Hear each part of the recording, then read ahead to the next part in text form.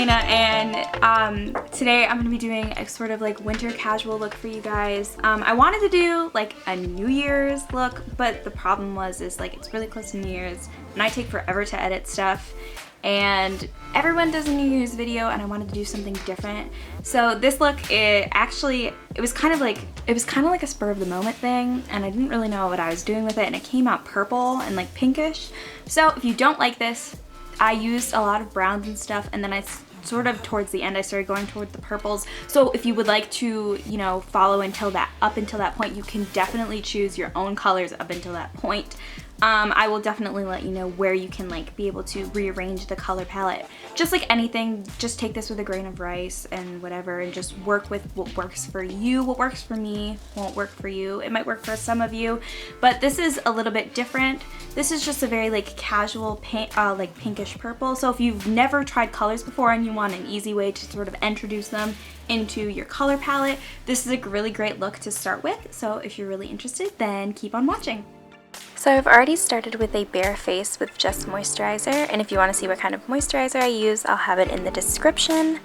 I'm priming my face with the Flower In Your Prime Perfecting Primer. It's really cheap and super duper effective, and really a dupe to all of the really expensive primers. Now I'm taking a huge foundation. This is the Estee Lauder Resilience Lift Extreme. I was not really impressed with this foundation. It's extremely sheer and it's really not good. I was just testing it to see if I liked it. I was not impressed. So if you're looking for a new foundation and you need high coverage, this is not the one for you. Typically I would use a Neutrogena foundation, which works a ton better than this, so it's definitely not worth the price if you like high coverage.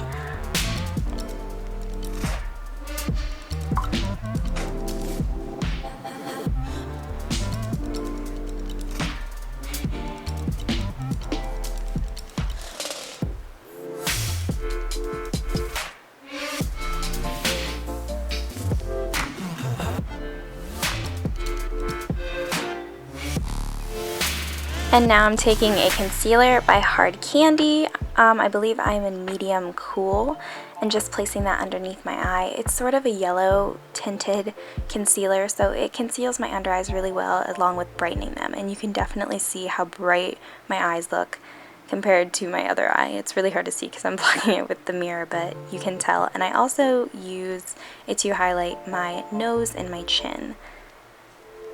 You can use whatever concealer works for you, but this is what I've really liked. But I typically will blend these out with a beauty blender, but I forgot my beauty blender, and then even for a short amount of time I lost it.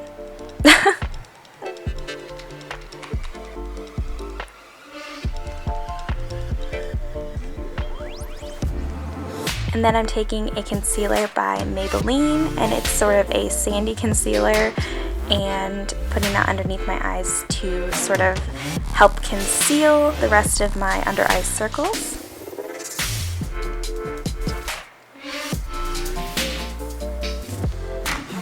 To highlight my under eyes, I like to use the Wet n Wild contouring palette in Dulce de Leche, and I like to use the white color to sort of highlight my under eyes. At first I wasn't sure what to do with this color, but it works super duper well as an under eye highlighter. Now I'm taking my Neutrogena, I believe this is the skin clearing mineral powder in number 20. This works really good, and I've really had no issues with it and love it so much. Now I already primed my eyes with the Too Faced Shadow Insurance, and I'm just taking a nude color from the Forever Nude palette from BH Cosmetics and just placing that all over my eyes.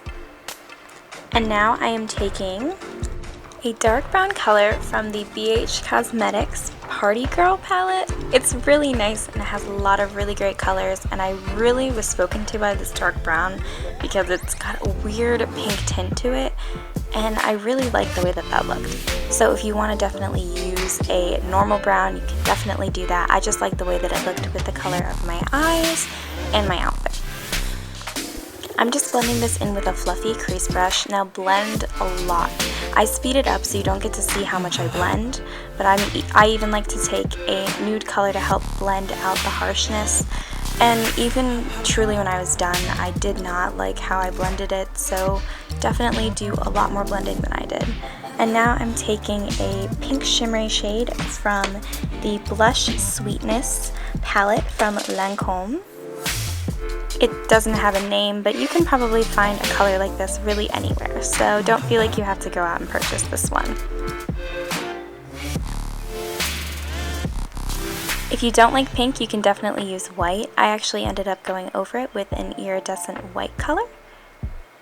And now I'm taking a dark brown color that sort of has a mauve tint to it. You can definitely take a normal dark brown if you would like, but I really like the way that the mauve red sort of blended in with the pink. Taking a fluffy eyeshadow brush, I just blended this into my outer corner and sort of blended it into my crease too to create more depth.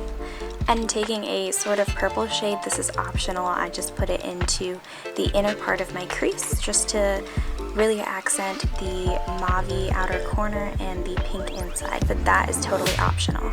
Taking a dark brown color, it doesn't really matter, I just took a very shimmery dark brown color and put that into the bottom of my lash line. That's totally optional too. And then taking a highlighter, I just popped this into my inner corner, which is totally optional as well. Of course all of this is, but you don't have to do that with this look. I just really like the way that it complemented the shimmery of my eyes on the eyelids. So now starting with eyeliner, I'm going to go ahead and extend a small line from the corner of my eyes, following the natural curve of my lower lash line. Now, from the edge of that line, I create a smaller line, which creates a triangle. And then from that part of the triangle, I connect this to the middle of my lash line, keeping it as close to the lash line as possible. Eyeliner is totally optional, but I love winged eyeliner, so of course I'm going to do it. Now with patting motions, I'm going to bring this into the inner part of my eye.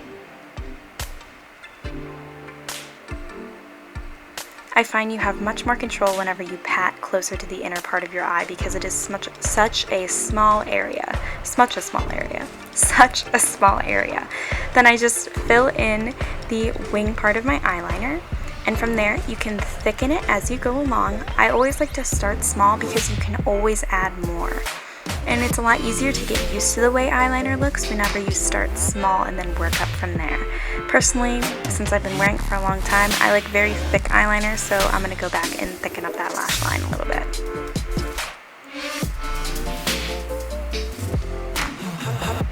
When creating the line, make sure to follow the natural curve of your eye. Now I'm just going to go ahead and apply mascara. False lashes are optional if you would like to use them. Now we're going to contour our face very lightly. Now you can see how sheer this foundation is as I'm applying this contour. I'm just applying the Wet n Wild contour in Dulce de Leche. Now I don't like using angled brushes to apply my contour. It's totally optional for what you like to use. I like to use dome-shaped brushes, so if you're having a hard time with an angle-shaped brush, try a dome shape. You might not go back to your angle-shaped brush ever again. I know that I won't. Now I'm also going to contour my nose, not to make it slimmer, but to really accent the shape of my nose because I love the way that my nose looks. So if you want to slim down your nose, you can do this, of course, but if you like to just accent your nose, then go ahead and just do a light layer of contour on the side of your nose. Now I just applied blush. It's sort of a peachy red blush, but it looks kind of orange on camera. I just went ahead and combed my eyebrows because they are crazy, and then with the Anastasia Beverly Hills Moonchild palette, I just took Pink Heart, which is a pink sort of red tinted highlighter. I would just recommend placing this on your cheeks. I kind of regretted putting it on my chin and forehead. Now taking a nude lip liner, I just lined my lips, and taking a nude lipstick, I just put that in the center of my lips, and then topped it off with a nude glossy lip gloss. I'm not into the whole matte lip trend, and I love the way that gloss looks with this look. So it's definitely whatever you want to do for lips, but I think pairing a nude lip with this looks really good together. So this is the finished look. I hope you guys liked it, and I'll see you in my next video. Bye guys!